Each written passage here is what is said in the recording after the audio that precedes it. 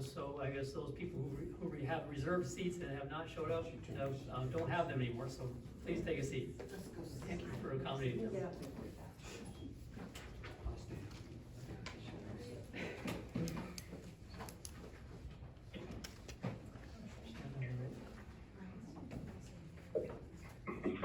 There's seats up front. Come and sit down.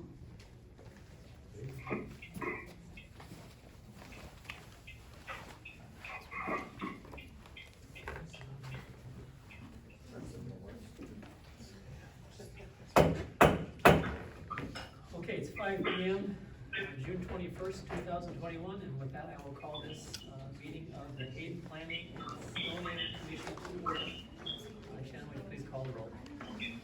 Commissioner Corey Anderson. Present. Commissioner Brandon Bemis. Here. Vice Chair Alan Davis. I'm present. Commissioner Mary Howard. Here. Chairman Brian Peterson. I'm here. Commissioner Ben Prickett. I am here. Commissioner Sean Taylor. Here. Would everyone rise for the flag salute, please?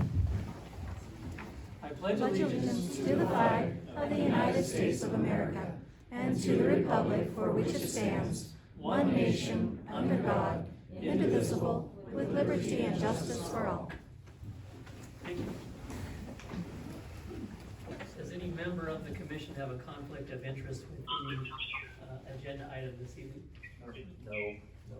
No. Let the record reflect that.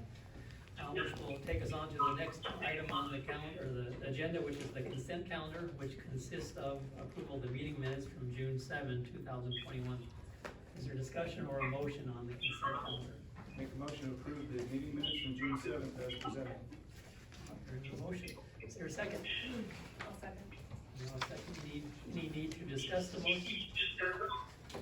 Hearing none. All those in favor? Aye. Any opposed?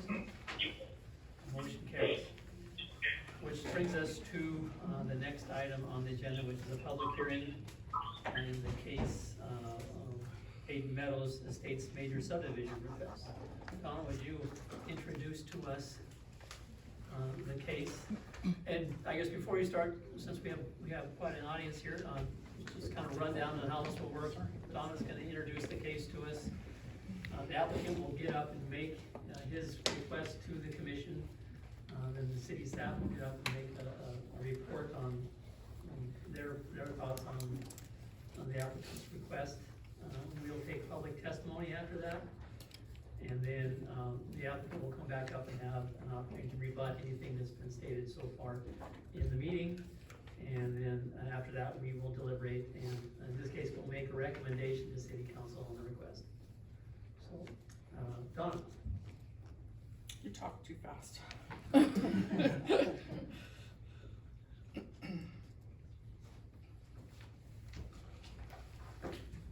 Good evening. We're here for a public hearing for a major subdivision. It's PZE 21-0109. Just give some background. The project location is south of the existing Hayden Meadows Elementary School. It's east of North Maple Street, and it's west of North Finucane Street. There's a boundary line adjustment in process, and it has been fully through the process, and it's working through the end of it through one of the mortgage companies with one of the property owners, but it will finalize prior to this actually getting platted. So that includes 3 properties and their rear yards of their properties in conjunction with the property just directly south of the elementary school made that 16-acre parcel. So the development team is the applicant engineer of record is Scott MacArthur. It's the tall gentleman right there. And the owners are Kuka Land LLC, and I think Ryan is here to speak on behalf of that.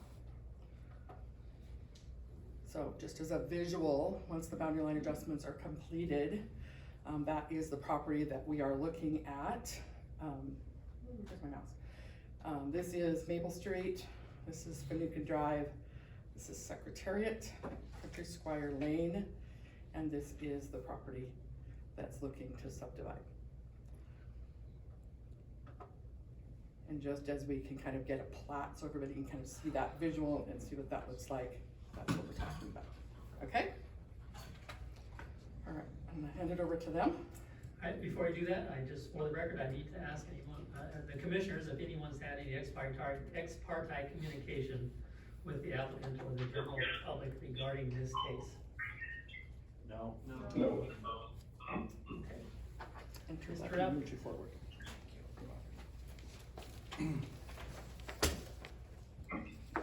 Hi, good evening, Chairman Peterson, Commission. I'm Scott MacArthur Engineering, P.O. Box 2488, Post Falls 83877.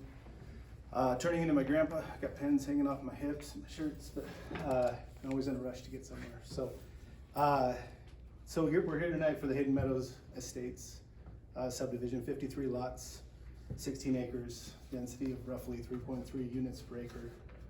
It's in the residential zoning in the city of Hayden, which allows up to 4 units per acre. Back up here. When we started this project, it started off as a 10-acre parcel. I don't know if you can see this here. Purchased from the school as surplus with the intent for development. It's comp plan designated residential. At the time, there were 2 points of access, still are. Country Squire here to the north and Secretariat here to the south. We started working with the city, trying to figure out what was best for this property, what was the best long-term use. The city had some suggestions, and we used that information to go out and acquire some additional properties from the adjacent landowners. Trying to address some of those concerns.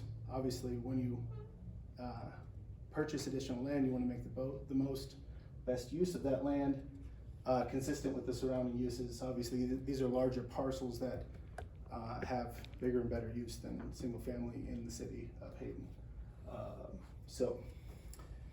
We did that, purchased the additional land, total of 16.02 acres. Some of the considerations we took into account were, hey, we're trying to develop some property. There's a lot of nice homes there on Finucane. Let's not try to shove all that access out to Finucane. So we worked with the city and they desired that connection to Maple. And so we purchased the additional right of way. As you can see, the way this is set up, there's no way to develop homes in this section.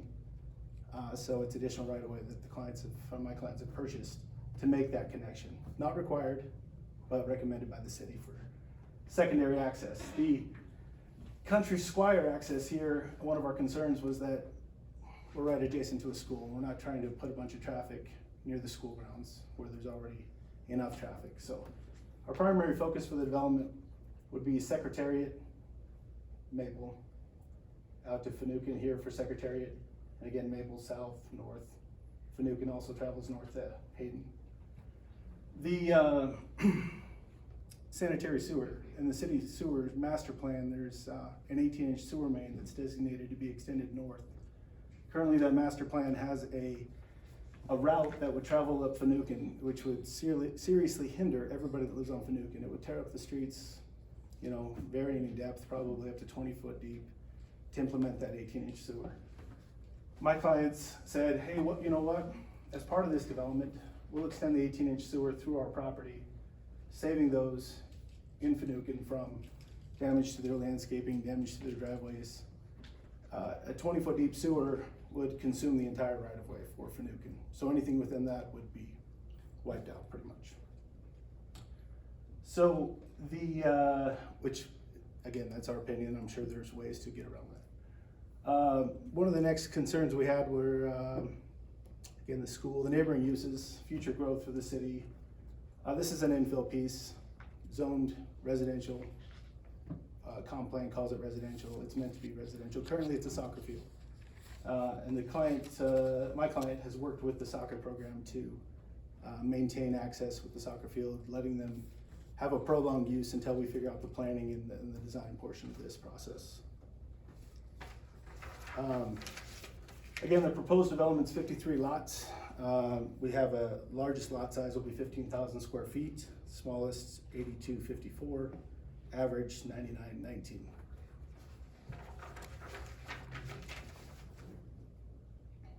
Again, the sewer was a big part in this development, how we laid that out.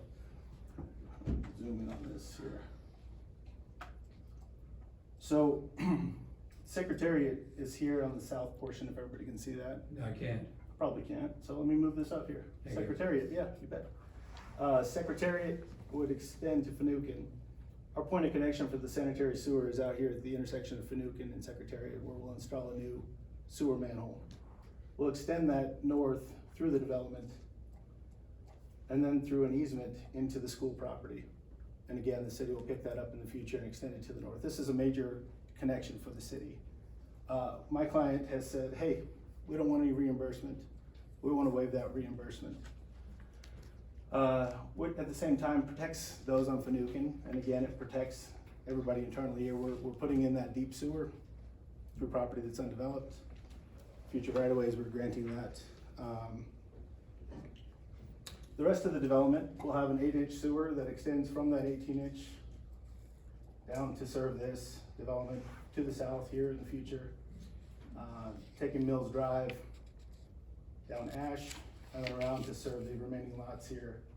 There's not enough depth to take it out to Maple, but Maple has its own sewer system in it, sewer main line located in that right of way, so there's no need to extend it out to there. For water, zoom out here. What'd I do? How about that? There we go. For water, there's an 8-inch Avondale irrigation water main located in Fanouken, and there's an 8-inch Avondale irrigation water main located in Maple. This project will loop that water system through the development and connect it on both ends, basically providing that required loop, providing fire flow, domestic irrigation use. We worked with Avondale to improve the frontage along our property. They have an existing pipe that's right here on the east side. Excuse me. We're gonna replace that pipe for them along our frontage here in the right of way. Just improving the Avondale water system out there, another 8-inch pipe. Trying to skip through my notes. Donna kind of hit things real fast, and I was like, well, describing the location, all that, that's not necessary. So stormwater. Our plan right now is to have, well, not right now, our plan is to have a 58-foot wide right-of-way, which is typical rights-of-way, or a little larger in the city, but what we're trying to do is create a street frontage that is beautiful. So we'll have street planters, 5-foot sidewalks, and then we'll bring the stormwater interior to the lots, to shared lots at low points. So we'll have sidewalk under drains that'll drain to swales that can be landscaped, working to the features that the homeowners want. And those homeowners will maintain, irrigate, landscape, whatever they need to do to that swale to get the required treatment we need. And then any major improvements to the curb inlets, the sidewalk under drains, and the dry wells, that'll be all in the city, granted through easements that are shown on the plat here. Some of those easements are shown in this particular location. So we worked with the city on that street section, pretty common used. You see it a lot in Viking developments. Yeah, that's the proposed internal stormwater collection. So no improvements are proposed on Maple, and we'll get to that here, but we are granting, my clients have purchased the additional right-of-way on both the Mills property and the Mellon property, and that'll be dedicated to the city. One of the biggest hurdles that the city comes up with when they're trying to put forth these LIDs is getting the right-of-way they need. Sometimes that's the biggest expense, is purchasing that right-of-way from landowners. And so we worked out an agreement with the city as part of us installing this 18-inch line, paying for that, no reimbursement, and then paying for the purchase of this land from both of those folks here, Mills and Mellick. So that's gonna be available to the city at the time. You can see there is a, probably making people sick by bouncing all over, I apologize. It's always fun when you try to figure out new systems, right? Sorry. It wouldn't make sense to build the improvements right now anyways on Maple. The improvements wouldn't be more than a small portion of frontage leading to an adjacent property with no right-of-way connection, and then a skip, and then a small portion of frontage And so we've worked it out financially. We provided cost estimates to the city to show them what we're doing with this sanitary sewer and what we're doing with the purchase of this right-of-way is far better for the city and the taxpayers than us installing those frontage improvements that are to nowhere and would in the future be piecemealed, and future improvements would have to tie into that.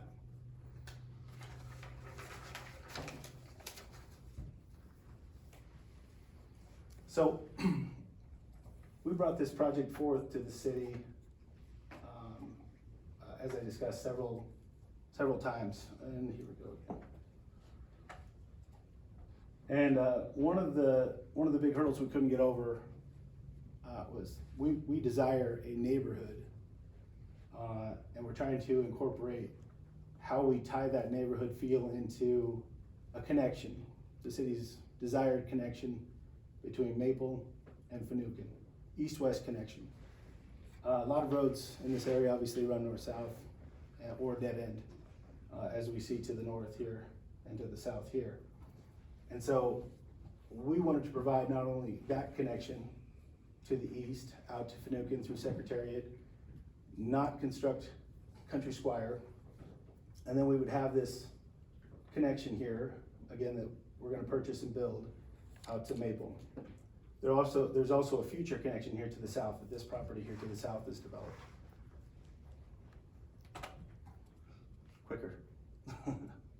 So one of our, take my hand off that. One of our big hurdles here, how do we incorporate that? And I sat in this very room with city staff several times, working it out. How do we make sure we have fire protection? How do we make sure we have proper turnarounds? How do we make sure that we have everything implemented that we need? So we went through city codes, we went through access standards, trying to develop this property so that it met their requirements, the codes, as well as still had the same feel we were desiring. And I think we came up with a winner here. So, so again, it's really important to us to have that neighborhood feel, not a thoroughfare, not that east-west, hey, here's a quick connection from Maple over to Fanouken. It's gonna be quite the jaunt for anybody that wants to take that. So, I know there are a lot of residents around this development. Like I said, it's an infill piece of property surrounded by existing city infrastructure. During development, I'm sure everybody's been around a lot of earth-moving equipment. Dust is created, materials are tracked. So we do our best as engineers, both during the design phase and during construction, to inspect, design the best management practices as far as rock entrances, silt fencing, how the contractor takes care of that dust abatement. Typically, water is the best route, but you have silt fencing, you have tarps you can use for stockpiles, those sort of things. So during the submittal of the plan, we will have an erosion control plan. It's a temporary erosion control plan that will identify all those features. And one of the biggest hurdles we'll have, I think, is making sure that everybody isn't trying to dust their house. I don't see a big issue with tracking in this area. We have a significant piece of property that we can, construct large construction entrances, rock construction entrances that'll knock off the debris before it's traveled into the right of way. If it is traveled in the right of way, simple phone call, hey, we need to take care of this. Our inspectors will be on site full time to check that out. After construction, a lot of times lots that are left bare have issues with dust abatement, and so that is tried to mostly maintain through native grasses and weed growth until the lots are developed. Those can be maintained, but the swales that are constructed in here will be lined with CRP grass, hydroseeded with CRP grass. So those that's a dryland grass it's not required to be irrigated, because if we constructed swales at this time, the grass would just die. So it's just a simple way to protect that area post-construction. We anticipate, as you know, there's a lot of growth taking place. We anticipate construction on these homes to start immediately, so we're not too concerned about that. And the erosion control efforts will continue once homes are starting to be constructed here. So that'll turn into a different, no longer a temporary erosion control plan. It's going to be more of a permanent post-erosion control plan, or post-construction erosion control plan. As the city will point out, and I always hesitate to try to repeat so that the people in the audience don't have to listen. But the staff report identifies that the project's consistent with the comprehensive plan as it is designated for single-family residential. There's no duplexes planned for this development, all single-family.